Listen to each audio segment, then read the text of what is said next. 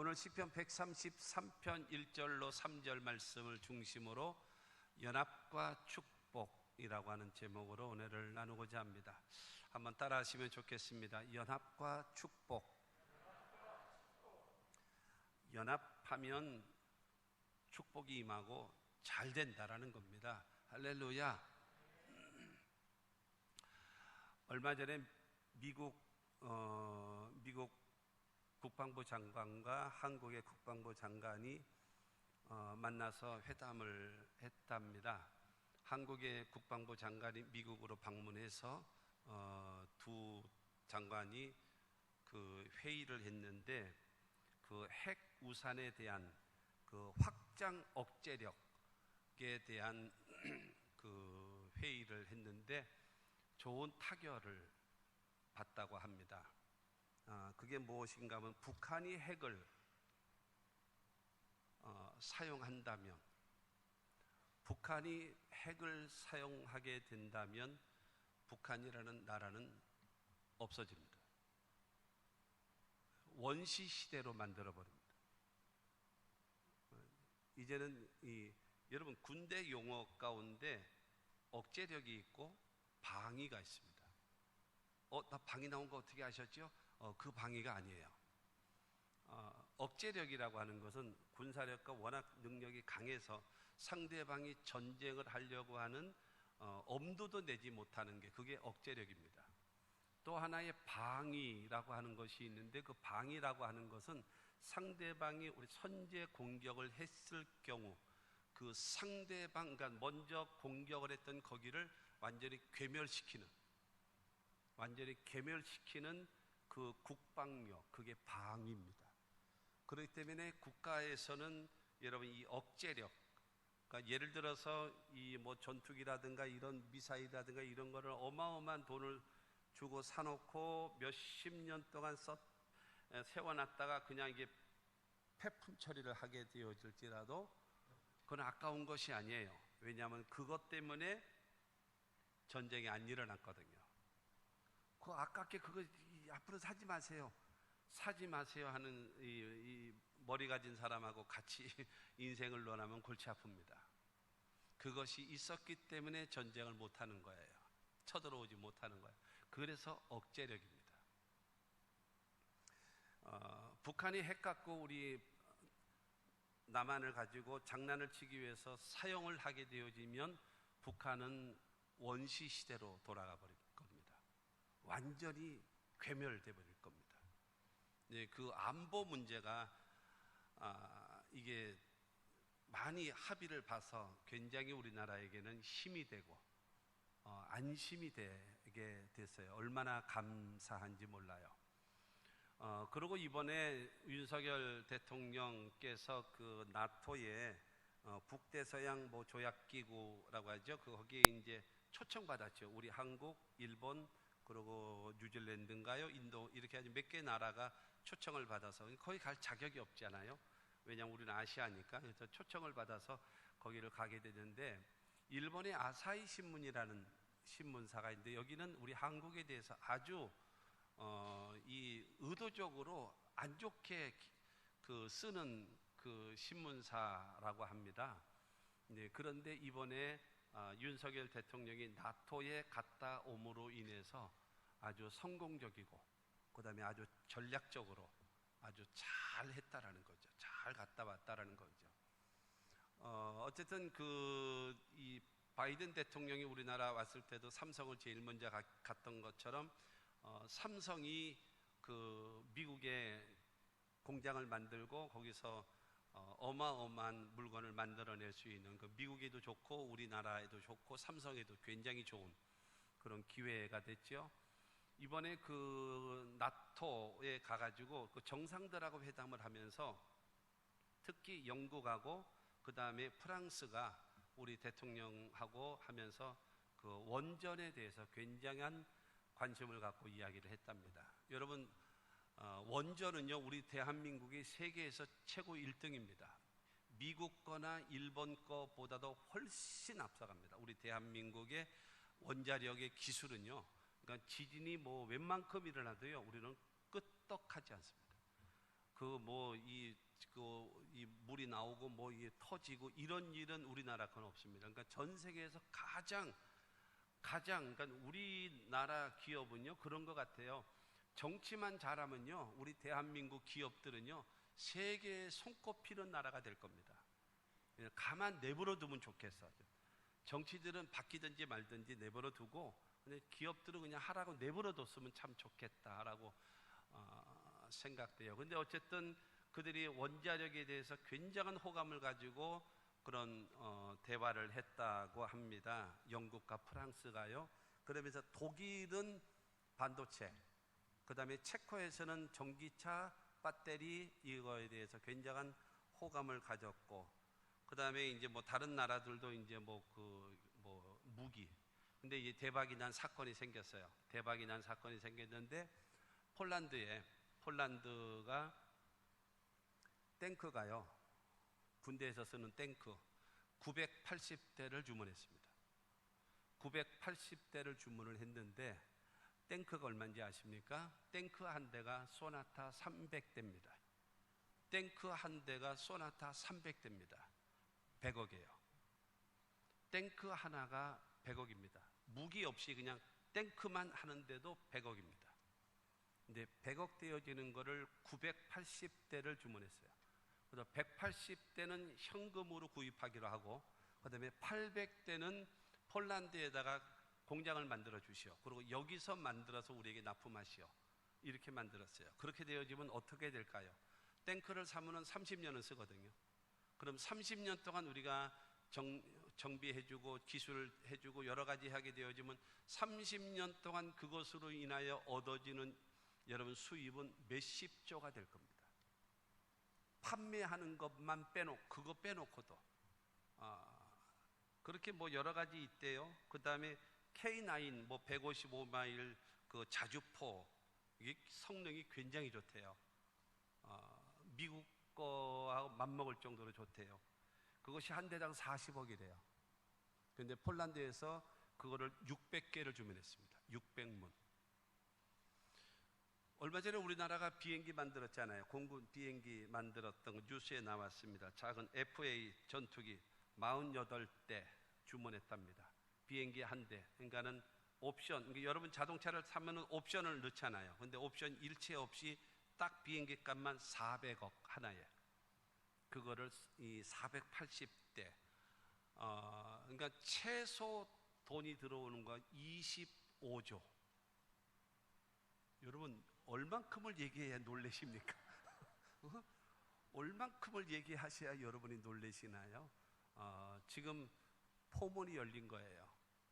포문이 열린 거예요. 안보도 굳건하게 지켜주고 미국 국무장관, 국방부 장관과 한국 국방부 장관이 협의를 이룬 것. 그래서 이제 핵 억제, 해구산 그러잖아요. 핵 억제를. 그래서 감히 상상도 못하게끔 하는 거예요. 그러니까 얼마 전에 김정은 거기서 나 살아있다 하면서 남한이 군사력을 이끌면 우리는 남한에 있는 군사를 다 전멸시키겠다 뭐 이렇게 이게 나 살아있다라고 하는 거예요. 그러니까 지금 겁먹었다는 소리죠. 그게 나 겁먹었어. 나 지금 울고 있어. 지금 그러고 있는 겁니다. 지금 그렇게 되어져야 우리나라는 안심할 수 있죠. 안심할 수 있어요. 대단히 좋은 그런 기회가 되어졌다라고 생각되어집니다. 우리나라가 해야 될 일이 바로 무엇인가 하면 연합입니다. 외국에서 우리 대한민국을 바라볼 때 어떻게 바라보느냐? 한국 사람들은, 대한민국 사람들은 단결할 줄 모른다라는 겁니다. 대한민국은 첫째, 국토가 조그맣다. 땅이 작다라는 거죠. 두 번째, 국민이 작죠. 5천만밖에 안 되니까. 땅이 좁고, 두 번째로 인구가 적고, 세 번째로는 지하자원도 없다. 그런데 대한민국은 우수하다. 대한민국은 지혜롭다. 대한민국은 근면하다. 대한민국은 재능이 많다. 대한민국은 탁월한 능력을 가진 사람들이 많다. 그런데 너무나 이기적이고 시기심이 많아서 단합이 안 된다. 그래서 여러분, 이 단합만 되어지고 연합만 되어지면 세계를 주름잡는 국가가 될 것이다라는 거예요. 여러분, 우리나라가 있잖아요. 이제 얼마 안 돼서 10년을 전후로 해서 분명히 북한은 망가질 거고, 결국에는 우리나라가 그거를 흡수, 이게 서독과 동독이 망함으로 인하여 서독이 흡수를 해버렸거든요. 우리도 그렇게 될 수밖에 없을 것입니다. 한 10여 년 정도 되어지면 아마 그렇게 되어질 것입니다. 그러면 한 10년 동안은 굉장히 좀 힘들 거예요, 우리나라가. 왜냐하면 2,500만 거짓대를 우리가 다 먹여 살려야 되는 그걸 가져야 되기 때문에 10년 동안은 굉장히 어려울 것입니다. 그러나 10년이 지나게 되어지면 우리나라가 세계에서 손꼽히는 나라, 지금의 상상도 할 수 없는, 통일되어지면요 우리나라가 영국 같습니다. 크기가요. 군사력은요 어디 같은가? 프랑스와 같습니다. 조금만 더 있으면 경제력은 독일과 같아집니다. 우리나라는 여러분 5손가락 안에 들어가는 위대한 나라가 될 수가 있을 겁니다. 뭐 하면 되어질까요? 우리 애국가에 나와 있는 것처럼 하나님이 보호하시면 되고요. 그 다음에 두 번째로는 우리나라는 뭐 하면 되어지는가 하면 연합이 되어지고 단합만 되어지면 됩니다. 지금 잘 되어져 가고 있어요. 잘 되어져. 일단은 안보가 지켜져 가고 있고요. 경제에 파란 초록 신호등이 켜지고 있으니 아마 본물 터지듯이 이것이 들어오게 될 것입니다. 전혀 우리는요 이 방위산업은 옛날에 박정희 대통령이 시작했던 거예요. 원래 기아 자동차에서 그걸 했죠. 그런데 IMF 때에 여러분 이 기아와 현대가 합병을 해가지고 현대가 그걸 인수를 해버린 경우가 됐죠. 그래가지고 지금 현대가 완전히 대박난 거죠. 우리는 그렇게 수출을 그렇게 많이 하는 그런 적은 전혀 아니었었는데, 여러분 폴란드에서 그냥 여러분 탱크를 980대를 주문했다. 그거는요 폴란드에서 신문을 발표한 거예요. 신문으로 물건이 들어왔다가 아니라 우리가 이렇게 주문했다라고 신문을 낸 거예요. 아주 그것도 이례적인 것이죠. 이렇게 되어지면 무엇인가 하면은 우리 대한민국의 위상이 굉장히 높아질 겁니다. 그리고 더군다나 있잖아요. 미국은요, 미국과 독일이 탱크가 제일 아주 좋아요. 우리나라보다도 배가 비싸요. 200억 정도 간답니다. 탱크가요. 근데 거기는 대만부터 시작해가지고 다른 나라들이 주문한 데가 너무 많기 때문에 그 탱크를 만들 수 있는 라인이 없대요. 근데 우리나라는 비어 있거든요. 그래가지고 주문하니까 오케이 그러면서 이제 계속 만드는 거예요. 이제. 그러면은 좋은 일이 생겨나지 않을까. 여러분 솔직히 말해서 평택에 삼성이 하나 오면서 평택 전역이 지금 재개발됐잖아요. 대기업 하나가 일어나면 대기업 하나를 여러분 이 같이 주변에 있는 중소기업이 수백 개가 삽니다. 수백 개의 중소기업이 살아나요. 그러면 그 중소기업의 물건을 납품하는 또 이 물건을 만드는 영세 기업들이 수백 개가 살아납니다. 그리고 그곳에 물건을 만들어서 납품하는 회사들이 엄청나게 살아나는 거예요. 기업이 살아나야 돼요. 그래야 여러분 국가가 사는 거예요. 국민들이 살 수 있는. 그러니까 우리가 여러분 기도하면, 대한민국을 위하여 기도하면 하나님이 마지막 때에 복음을 땅 끝까지 복음 증거하는 데는 대한민국만한 나라가 없어요. 왜 그러냐 하면은요, 여러분 대한민국을 거절하는 나라는 없습니다. 미국은 반대하고 싫어하는 나라들이 많아요. 그러나 한국을 거절하고 싫어하는 나라가 없어요. 왠지 아십니까? 늘 약소국가라서 얻어 터지고 살았기 때문에요 반대할 이유가 없어요.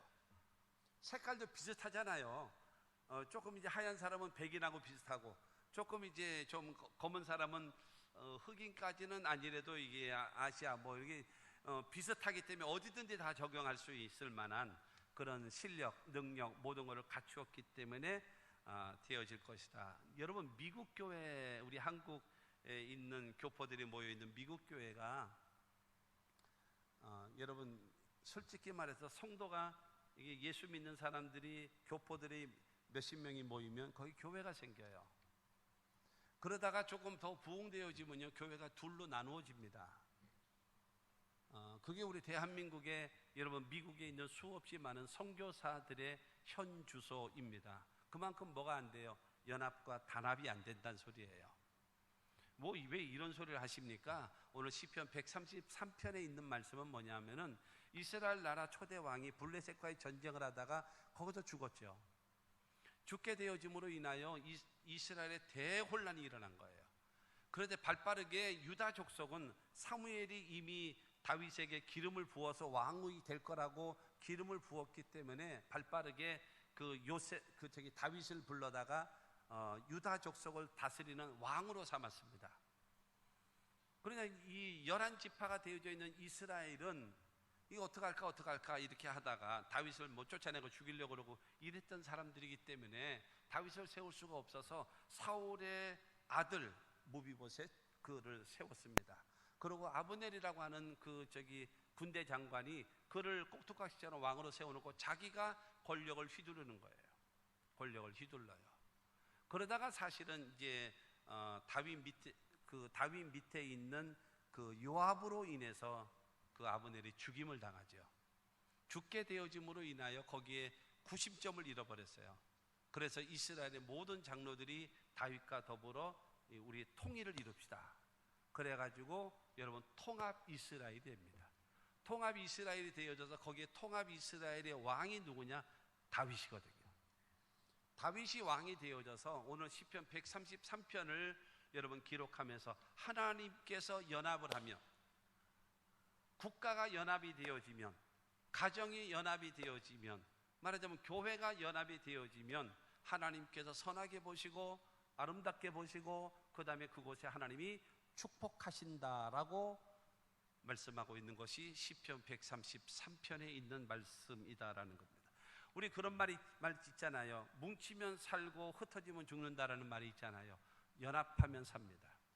얼마 전에 설교했던 것처럼 전도서 4장 12절 말씀을 보게 되어지면 한 사람이면 패가 없거니와 두 사람이면 맞설 수 있나니 세 겹줄은 쉽게 끊어지지 아니하느니라. 할렐루야. 여러분 연합하면 돼요.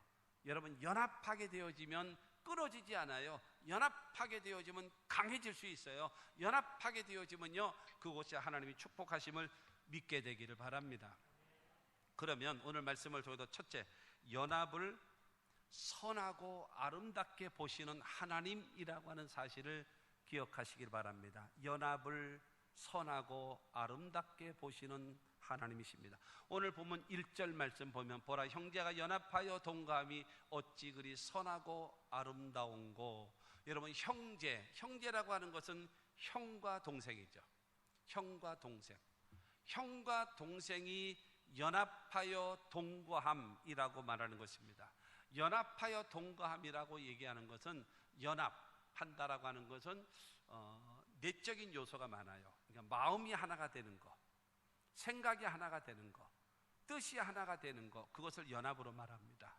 그리고 동거함이라고 하는 것은 우리나라 사람들이 이 동거라고 하는 말에 굉장히 부정적 요소가 많습니다. 왜냐하면 정상적이지 않는 남녀가 만나서 생활하는 거, 둘이서 만나서 생활하는 거, 그거를 동거한다라고 하는 그런 표현을 쓰잖아요. 근데 저기서 말하는 동거함이라고 하는 것은 그 말을 하는 것이 아니라 외적으로 함께 하는 겁니다.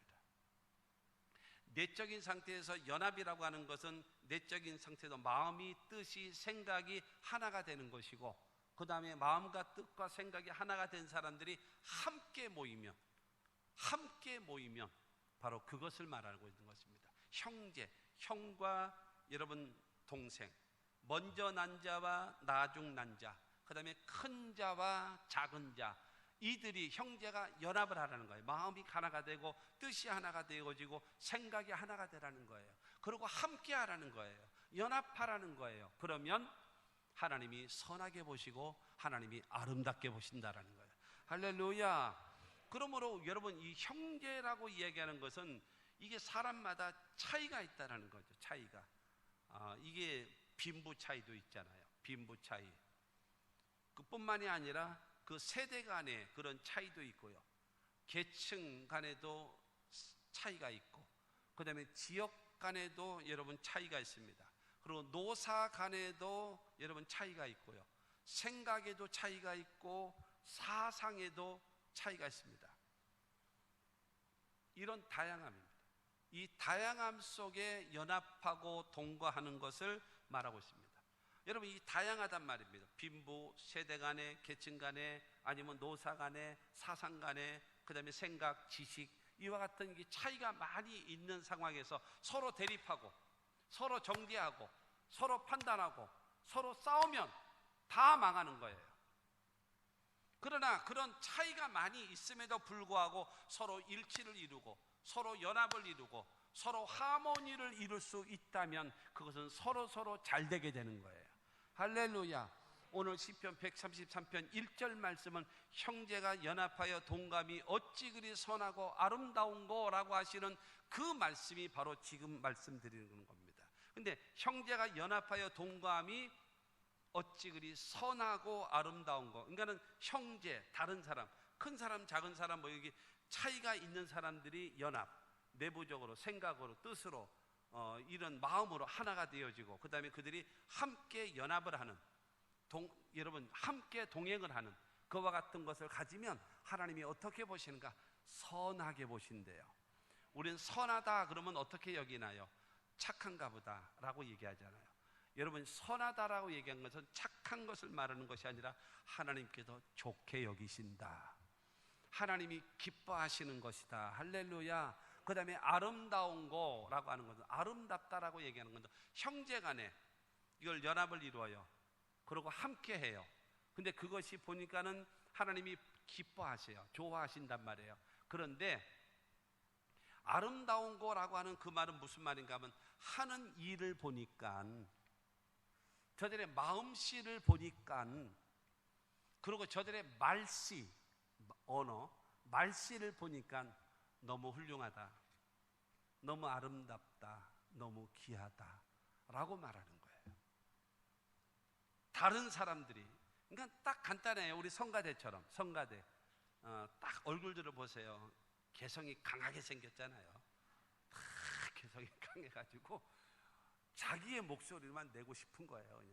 그냥 어느 사람은 막 그냥 더 뛰어나가려고 하는 사람이 있고, 어느 사람은 기가 죽어서 잘 안 나오는 사람. 그러니까 막 나가는 사람을 끄집어 내리는 것이 지휘자고, 안 하려고 하는 것을 끄집어 올리는 게 지휘자예요.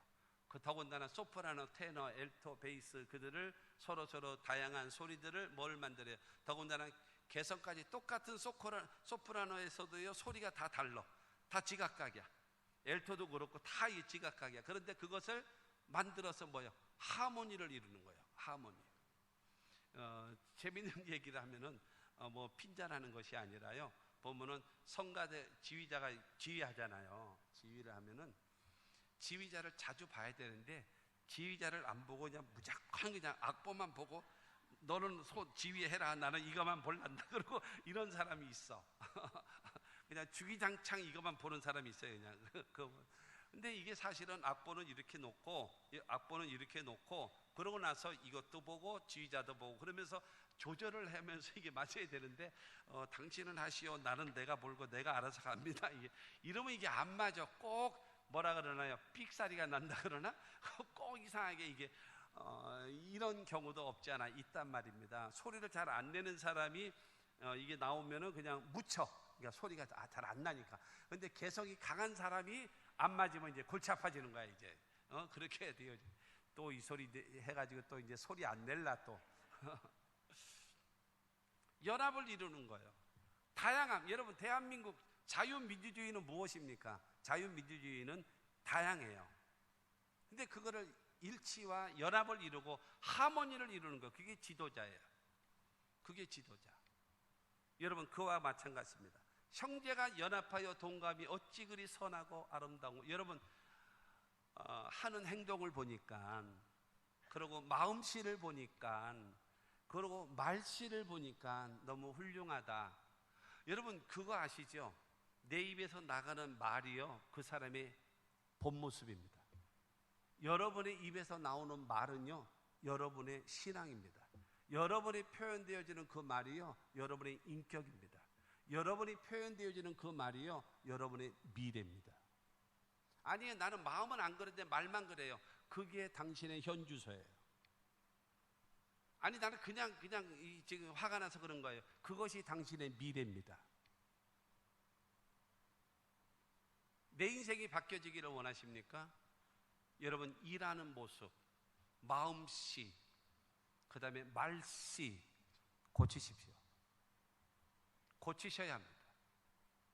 지금 세상은요, 아니야, 괜찮아, 아니야, 저 사람은 화나서 그래.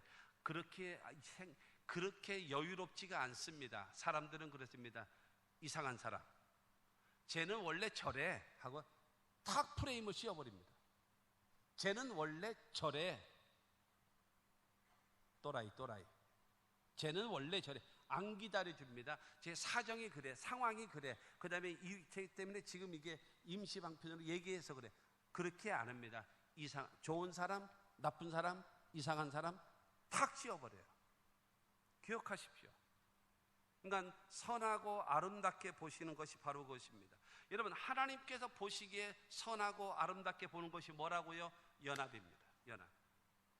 근데 연합을 이루기 위해서는 반드시 기억해야 될 것이 있습니다. 틀린 것은 고쳐야 합니다. 그러나 다른 것은 수용해주고 기다려야 됩니다. 틀린 것은요, 틀린 대로 그냥 가면 안 돼요. 가르쳐야 돼요. 그리고 돌이키게 만들어야 됩니다. 버리게 만들어야 돼요. 틀린 것을 고집하면 안 돼요. 틀린 거는 틀리다라고 지적해야 되고 그 다음에 고치게 해야 됩니다. 그러나 다른 것은요, 생각이 달라요. 틀린 것은 아닌데 생각이 달라요. 여러분, 다른 것은 다를 뿐이지 다르다고 해서 틀린 것은 아니거든요. 그러면 틀리면 어떻게 해야 되는가? 기다려줘야 합니다. 그러나 기다려준다고 해서 그 사람이 고치냐? 안 고쳐요. 그렇기 때문에 그 사람에게 가르쳐줘야 합니다. 그러면서 돌이킬 수 있도록. 그러니까 분명히 여러분 그건 가져야 돼요. 틀린 것은 고쳐야 합니다. 그러나 다른 것은 수용할 수 있어야, 그리고 가르쳐줘야 뭐가 될 수 있는가 하면 연합을 할 수가 있습니다. 다른 사람이 계속되면, 문제는 그거예요. 다르면 틀리다라고 얘기하기 때문에. 그리고 틀린 것도 또 주의 사랑으로 덮어주지 안 됩니다. 그거는 고쳐야 돼요. 그거는 고치게 만들어져야 돼요. 근데 잘 안 됐지요. 근데 연합되어지려면 뭐가 없어져야 되는가 하면 개인주의가 없어져야 합니다. 자기밖에 모르는 생각, 내 생각이 최고다라고 하는 그런 생각은 버려야 됩니다. 나를 버리고 나 중심에서 너 중심으로, 너 중심에서 우리 중심으로 생각이 바뀌어져야 됩니다. 그래야지만이 여러분 연합이 됩니다. 연합되어지려면요, 상대방을 나보다 낮게 여겨야 돼요. 내가 낫지 너보다는, 이렇게 돼버리면 연합이 안 됩니다. 연합이 안 돼요. 나보다 당신이 낫습니다라고 올려주면 그 사람은 기분 좋아서 연합이 되는 겁니다. 아무쪼록 중요한 거는 이렇게 연합되기 위하여 노력을 해야 하나님이 보시기에 아름다운 겁니다. 그럼 누구와 여러분 연합하냐 이겁니다. 첫째로 하나님과 연합하십시오. 첫째로는 하나님과 연합해야 됩니다. 하나님과의 관계가 회복되어져야 합니다. 이사야 59장 1절에 말하잖아요. 야훼의 손이 짧아서 구원하지 못하느냐, 야훼의 귀가 둔하여서 우리 기도를 듣지 못하시냐. 아니다라는 거죠. 그럼 뭐냐? 너와 나 사이에 죄 때문에 거리가 있고 사이가 떨어졌다. 이 죄 문제 해결해야 돼요. 욥기서 22장 21절 말씀에 너는 하나님과 화목하고 평안하라, 그리하면 내게 복이 임하리라 하셨거든요. 하나님과 화목해야 돼요. 하나님과 좋아야 돼요. 얼굴 보면 좋아야죠. 만나면 좋은 친구처럼 여러분 그 관계가 되어줘야죠. 근데 우리는 모든 사람이 죄를 범했으며 하나님의 영광이 이르지 못한다라고 성경은 말하고 있거든요. 그래서 하나님은 예수 그리스도를 이 땅에 보내셔서 우리의 죄, 우리의 저주, 우리에게 질병, 우리의 죽음, 우리에게 다가온 멸망, 영원한 지옥, 이 멸망을 담당하시고 하나님은 예수 그리스도를 십자가에 못 박혀 죽게 하신 거예요. 그러고 나서 여러분 사흘 만에 예수를 부활시킴으로 인해서 예수가 우리의 구원자라고 하는 것을 하나님이 입증시키신 거예요. 그래서 우리의 죄를 위하여 죽으시고 우리를 의롭다 하시기 위하여 부활하신 그 예수 그리스도를 나의 구주로 믿으시는 분, 그들을 통해서 주님과 하나님과 하나가 되어지고 연합이 되어지고 하나님의 자녀가 되어지고 영생을 얻게 되어지고 천국 백성 되어짐을 믿게 되기를 주님의 이름으로 축원합니다. 그러므로 저와 여러분들은요, 하나님과의 관계 속에서 예수는 나의 주라고, 예수는 나의 왕이라고, 예수는 나의 주인이시고 예수는 나의 구원자이시고 예수는 나의 하나님이라고 고백해서 여러분 하나님과의 바른 관계를 맺고 살아가는 우리 모두가 되기를 주의 이름으로 축원합니다. 두 번째로는요, 가족 간에 여러분 하나가 되고 연합이 돼야 돼요. 가족 간에 하나님과의 관계는 좋다 그래요. 신앙은 좋다 그래요. 믿음도 좋다 그래요. 근데 가족 간에는 불화가 있어요. 예? 더군다나 시집 식구들하고는 완전히 뭐 저기 남북한 대치하고 있는 것처럼 안 돼요. 이러면 안 되는 것입니다. 자기 친정 부모들은 120까지 살기를 원하고 시부모들은 70전에 죽기를 바라고 있고, 회개해야 합니다. 지금 웃는 사람이 여럿이 있네? 찔리나 봐? 고쳐야 합니다. 어떻게 당신의 부모는 여러분 120 살기를 원하고 시아버지 아무리 시자가 들어있는 그렇다 할지라도 중요한 거는 시아버지 시어머니는 70전에 죽기를 바라느냐 말이에요. 그러면서 무슨 기도를 하고 그러면서 무슨 신앙생활을 하냔 말이에요. 그게 말이 맞냔 말입니다. 여러분 그렇지 않겠습니까? 내 부모가 귀하면 상대방의 부모도 귀한 거라고 여기셔야죠. 힘들어도 어려워도 여러분 힘듭니까? 까탈스럽습니까? 까탈스러우니까 당신이 있는 거죠. 당신이 있는 것. 그것을 참고 견디고 아름다운게 만들어가면은 당신에게는 하나님의 위로가 있을 것이고 하나님의 평강이 있을 것입니다. 참을 줄 알고 기다릴 줄 알아야죠. 에베소서에 보게 되어지면 나오잖아요. 먼저는 첫째는 아내가 남편에게, 두 번째로는 남편이 아내에게, 세 번째로는 자식이 부모에게, 네 번째는 부모가 자식에게 나온단 말이에요. 그러면 아내가 남편에게는 어떻게 되는가 하면 복종하라. 복종. 이 복종 소리가 나오니까 당장 기분 나빠지시는 분들이 있어요. 여성분들은 당장 기분 나빠지십니까? 두 번째는 기억하세요. 남편은 아내에게 어떻게 해야 되는가 하면 목숨을 걸고 죽기까지 사랑을 하라. 여러분 죽기까지 사랑이 쉽습니까? 복종이 쉽습니까? 복종이 쉬운 겁니다. 사람마다 다르겠습니다만은 여러분 복종을 하면은 그래도 참고는 하세요. 꼭 절대적으로 맞지는 않습니다. 그러나 참고는 할 필요가 있어요. 뭔가 하면요, 남자라고 하는 존재는요, 자기를 알아주는 사람을 위하여 목숨을 걸 수 있는 게 남자입니다. 진정 어린 마음으로 아내된 자가 남편을 진정 어린 마음으로 칭찬을 3번만 해보십시오. 당신을 위하여 헌신할 겁니다. 아멘을 전혀 안 하네. 정신 차리자. 정신 차리자. 그러고 아멘을 전혀 안 하는데 해보세요. 간단합니다. 그것이 되어져야 됩니다. 여러분 신앙생활 잘한다며요. 교회에 나와가지고 예배 드릴 때는 뭐 진짜로 세상에 저런 신앙을 가진 사람이 어디 있어 이렇게 인정받을 것 같은 데는 교회 오면은 하나님 하시를 닮아가지고 그렇게 웃고 할렐루야하고 좋고 착하고 그런데 집에만 갔다 면 이상한 마씨를 닮아가지고 또 이 맛이 또 소에 시험 들지 말고 마귀 맛이란 말입니다. 여러분 이러면 되겠냐라는 겁니다. 안 된다라는 거죠. 그러니까 가족 간의 관계 속에서 아내는 남편에게 복종하고 남편은 아내를 위하여 목숨을 거는 희생적인 사랑을 하고 자식은 부모에게 순종과 공경을 하고 그 다음에 부모는 자식에게 주의 교양과 훈계로 양육하기를 성경은 원하고 있는 거예요. 그리고 형제간에는 우애하고 서로 화목한 것을 성경은 우리에게 원하고 있단 말입니다. 그러므로 하나님과의 관계가 바르게 돼 있습니까? 그러면 가족과의 관계를 바르게 맺으세요. 특히 가족 가운데 예수 안 믿는 가족이 있다면 신앙을 가진 여러분이 더더군다나 품어주셔야 합니다. 그를 받아주셔야 합니다. 주의 사랑으로 말하자면 녹여야 합니다. 그 얼음을. 그것 되지 않으면 안 됩니다. 그 사람 절대로 나 때문에 예수 안 믿습니다. 절대로.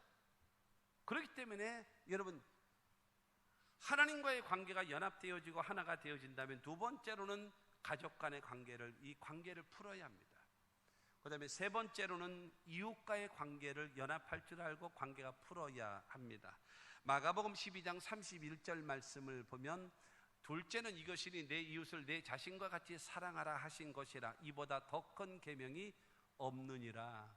여러분, 첫째는 무엇인가? 마음을 다하고 뜻을 다하고 성품을 다하고 힘을 다하고 목숨을 다하여 주 너희 하나님을 사랑하라. 이것이 첫째 되는 계명이고, 그 다음에 둘째가 바로 무엇인가 하면 이웃을 내 자신과 같이 사랑하라는 거예요. 그러니까 첫째 사랑해야 될 대상이 하나님, 두 번째 사랑해야 될 대상이 나 자신, 그 다음에 세 번째 사랑해야 될 것이 바로 이웃이라는 겁니다. 그 사랑을 실천할 줄 아는 자가 되어져야, 그래야지만이 하나님이 인정하신다라고 하는 것입니다. 여러분, 하나님을 사랑하고 구원받은 성도들은 가족과의 관계가 바르게 되어진 이후에는요, 이웃과의 관계를 바르게 해야 될 것이 우리들에게 주어진 사명입니다. 하나님의 사람들의 사명이에요. 왠지 아십니까? 내가 만나는 모든 사람들이 전도 대상자입니다. 내가 만나는 모든 사람들은 전도 대상자예요. 나는 그 사람을 몰라도 그 사람은 내가 누군지, 예수 믿는 누군지, 집사인지 권사인지 장로인지 다 알고 있단 말이에요. 그렇기 때문에 저와 여러분들이 만나는 모든 사람들과의 바른 관계, 그래서 이사야 58장 7절부터 9절 말씀을 잘 생각하면서 읽어보세요. 같이 읽습니다. 또 줄인 자에게 내 양식을 나누어 주며 유리하는 빈민을 집에 들이며 헐벗은 자를 보면 입히며 또 내 권력을 피하여 스스로 숨지 아니하는 것이 아니겠느냐. 그리하면 내 빛이 새벽같이 비칠 것이며 내 치유가 급속할 것이며 내 공의가 내 앞에 행하고 야훼의 영광이 내 뒤에 호위하리니 내가 부를 때에는 나 야훼가 응답하겠고 내가 부르짖을 때에는 내가 여기 있다 하리라. 할렐루야. 여러분, 사람과의 관계를 바르게 해서 나누어주고 베풀어주고 구워주고 도움이 필요한 사람에게, 그 사람에게 합당하게 도움을 베풀어 준다면 하나님이 누구에게요? 나에게 복을 준다라는 거예요. 할렐루야. 여러분, 이것이 연합입니다. 연합. 그 연합하는 것을 하나님께서 어떻게 보세요? 선하게 보시고 하나님께서 아름답게 보신다라는 거예요. 그 연합을 위해서는 희생하는 사람이 있거든요. 그것을 선하게 보시고 그것을 아름답게 보시는 거예요. 할렐루야. 그 은혜가 여러분 모두에게 있게 되기를 주의 이름으로 축원합니다. 왜 그렇게 해야 되나요? 기분 나쁘게 내가 무슨 죄 졌어요? 내가 왜 꼭 그렇게 해야 되나요? 여러분 기억하세요. 두 번째, 연합하는 사람에게 주시는 하나님의 복입니다. 연합하는 곳에 복을 주시는 하나님이 어떤 복을 주시는가? 첫째, 성령을 주십니다. 연합할 수 있는, 여러분 하나님이 선하게 보시고 아름답게 보시는 연합하는 사람에게 주시는 것이 복이 무엇이냐? 성령입니다. 2절 말씀에 보면은 2절에 머리에 있는 보배로운 기름이 수염 곧 아론의 수염에 흘러서 그의 옷깃까지 내림 같고. 여러분, 구약 시대에는요, 기름 부음이라고 하는 것은 누구에게 줬는가 하면 세 직업을 가진 사람에게 줬습니다. 첫째는 왕에게 기름을 부었고요. 두 번째 제사장, 그 다음에 세 번째 선지자입니다. 왕과 제사장과 선지자에게 기름을 부었거든요. 그러면 이 올리브 기름으로 된 걸 가지고 이 병으로 된 걸 가서 쭉 붓습니다. 그러면 기름이 머리에 이게 쭉 내릴 거 아니에요. 그러면 이게 가만히 머물러 있을 수는 없잖아요. 흘러내리는 거예요. 흘러내리면 온 얼굴에 흘러내리는 거예요. 흘러내리게 되면 이 기름 부음이라고 하는 것은 여러분 이스라엘 사람들에게 대단한 영광스러운 겁니다. 대단히 영광스러운 겁니다. 예수님께서 여러분 십자가를 앞두고 있었을 때에 마리아가 그에게 여러분 옥합을 깨트려서 예수님 머리에 불 때 그것이 하나님, 나는 이제 영화로움을 얻었습니다. 그러니까 이스라엘 사람들은 여자가 혼숙감으로 가져가는 것이 순전한 나드 기름이라 그랬어요. 그건 아주 값비싼 겁니다. 여러분, 마리아가 깨트려서 예수님이 부었던 것이 얼마의 가치가 있는가? 가룟 유다가 말하잖아요. 그걸 왜 허비하느냐? 그걸 갖다가 팔아서 300데나리온에 되어지는 것을 가지고 가난한 사람들에게 나누어 주지라고 했어요. 300데나리온. 300데나리온이요 뭐예요? 1데나리온이 하루 장정 품삯입니다. 지금으로 말하면 10만 원이죠. 하루 장정 품삯이. 그러면 300데나리온이면 얼마겠습니까? 3천만 원입니다. 그게 혼숙감이에요. 아내 된 자로서 남편을 위해서 여러분 최고의 영광스럽게 해주기 위하여 가져가는 필수품이 바로 기름이거든요. 그 기름을 붓게 되어지면 온 얼굴에 들어요. 그 다음에 그것이 흘러서 어디로 가나요? 자기 입, 그 다음에 수염에 다 묻죠. 수염 있는 데서 뭐가 나와요? 말이 나오잖아요. 말. 머리에는 뭐가 있어요? 생각이 있잖아요.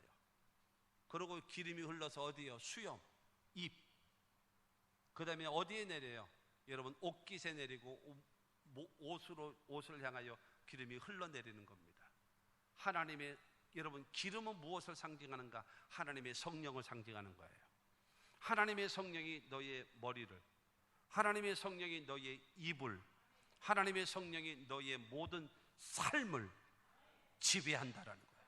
하나님의 성령이 너를 다스린다라는 거예요. 성령이 너를 충만하게 너를 채워준다라는 거예요. 누구에게요? 연합하는 자에게. 하나님의 성령을 내게 부어주셔서 여러분 나에게 충만하게 하시는 것입니다. 여러분 우리의 나의 삶의 전반적인 삶에 하나님의 성령은 함께 하시는 겁니다. 마귀는요 도둑질하고 죽이고 멸망시키려고 다가옵니다. 그러나 예수는요, 성령은요 생명을 주고 풍성케 하기 위하여 다가오시는 거예요. 그러므로 여러분 하나님의 성령의 기름 부음을 받는 것 얼마나, 여러분 성령을 받아야 기쁨으로 하나님을 섬기지요. 성령을 받아야 여러분 하나님의 성령이 주시는 은사를 가지고 맡겨진 사역을 감당하지요. 그리고 성령을 받아야 갈라디아서 5장 22절 23절 말씀 보면 오직 성령의 열매는 사랑과 희락과 화평과 오래 참음과 자비와 양선과 충성과 온유와 절제와 같은 9가지 열매가 있잖아요. 이 열매가 뭔가요? 뭐 주렁주렁 사과 열리듯이 배 열리듯이 맺어지는 것인가요? 아니에요. 성령의 9가지 열매는 무엇인가? 예수님의 성품입니다. 여러분 하나님의 성령을 받아야 기쁨으로 주를 섬길 수 있고, 성령을 받아야 은사가 임해서 여러분 내게 사명을 감당할 수가 있고, 성령을 받아야 예수 닮아가는 성령의 열매를 맺으며 살아갈 수 있도록 그 사람이 완전히 변화되는 거예요.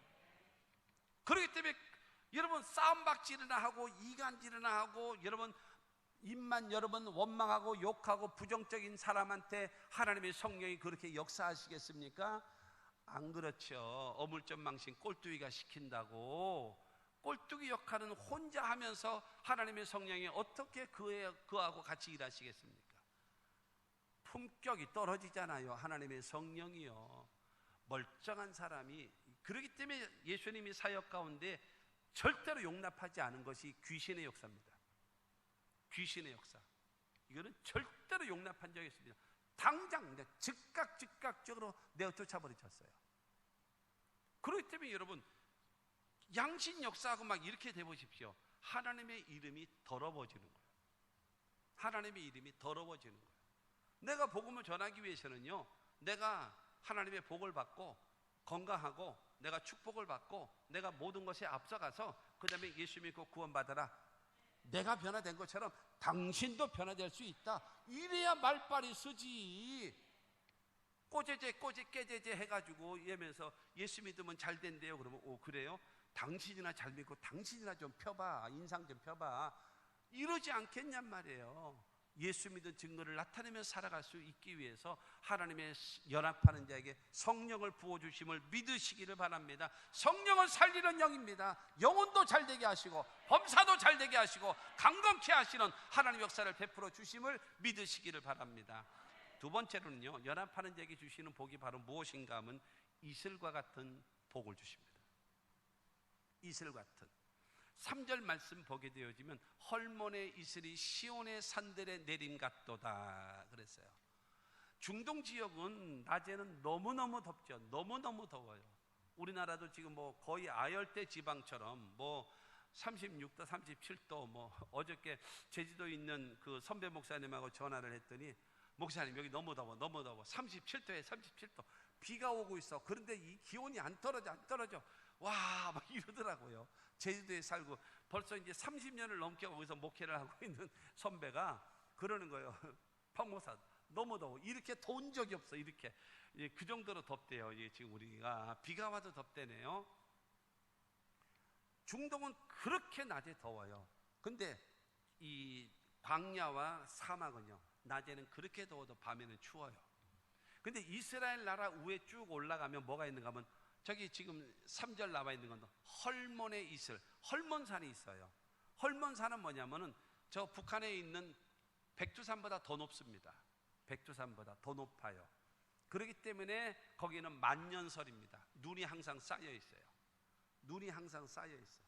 그렇기 때문에 낮에는 그냥 그 뜨거운 열기운, 사막에서부터는 뜨거운 열기운으로 인해서 있는데, 저녁 때가 되어지면 헐몬산에서 있는 찬 그 바람이 여러분 이 남쪽으로 내려가는 거예요.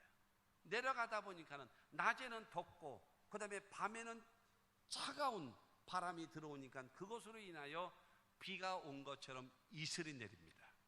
이슬이. 그러면 새벽 되어지면요, 비 온 것처럼 다 젖어요. 땅이 다 젖습니다. 그리고 여러분 그 이슬이 내린 것이요, 모든 나무와 풀과 모든 거에다 다 내려 있기 때문에 그것만 가지고도 식물들이 삽니다. 그리고 모든 짐승들이 있잖아요, 새벽에 다 일어납니다. 새벽에 일어나 가지고 잎사귀에 묻어 있는 여러분 이슬, 그거를 전부 다 핥아먹습니다. 그것이 하루 먹는 물, 양 전체 답니다. 더 먹을 수 있으면 할렐루야고, 그러니까는 해가 뜬 다음에 일어난다 그러면 물 못 먹고 있다가 쓰러져 죽는 거예요. 헐몬의 이슬이 시온의 산들에 내린 같도다. 헐몬산 거기서부터 내려오는 그 찬 바람이, 중요한 거는 이 더운 중동 지역을 참 이슬같이 내려가지고 모든 것이 식혀주고, 그 다음에 이슬을 내려줌으로 인하여 그것으로 인하여 잎이 피고 꽃이 피고 열매를 맺을 수 있도록 역사하는 겁니다. 그러므로 저 헐몬의 이슬이 시온의 산들에 내린 같도다라고 얘기하는 것은 하나님의 축복이라는 거예요.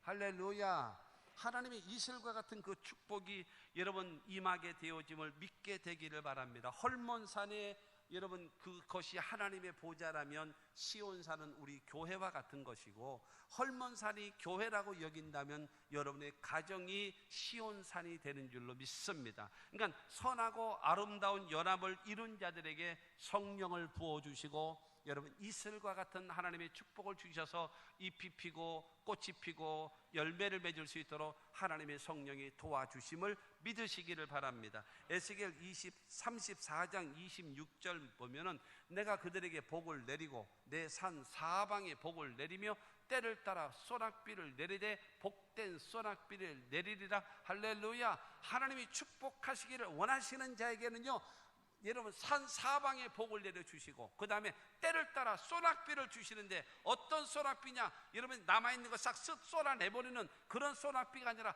복된 소낙비를 내려주셔서 모든 것이 소성함을 얻고 힘을 얻고 자랄 수 있도록 만들어주시는 하나님의 소낙비가 쏟아지는 겁니다. 그러므로 우리 모두가 여러분 하나님께서 주시는 복을 받아서 나 때문에 너도 살고 너 때문에 우리가 살고, 여러분 나로 인하여 많은 사람들에게 유익을 줄 수 있는 하나님의 사람들이 됩시다. 그와 같은 복을 받아야죠. 우리 모두 그와 같은 하나님의 은혜, 나 때문에 모든 복. 세 번째가 연합하는 곳에 주시는 복이 무엇인가 하면 영생의 복을 주십니다. 영생의 복. 3절 후반절 말씀 보면 거기서 야훼께서 복을 명령하셨나니 곧 영생이로다. 여러분 하나님께서 인생에게 주신 가장 큰 선물이 있습니다. 그것이 바로 예수 그리스도입니다. 하나님께서 인생에게 주신 가장 큰 복이 무엇인가? 그게 바로 영생입니다. 할렐루야. 가장 큰 선물이 예수 그리스도이고, 가장 여러분 큰 복이 우리에게 주시는 영생이라는 겁니다. 여러분 근데 이 영생은 누가 주나요? 어디서 주나요? 시온산에서.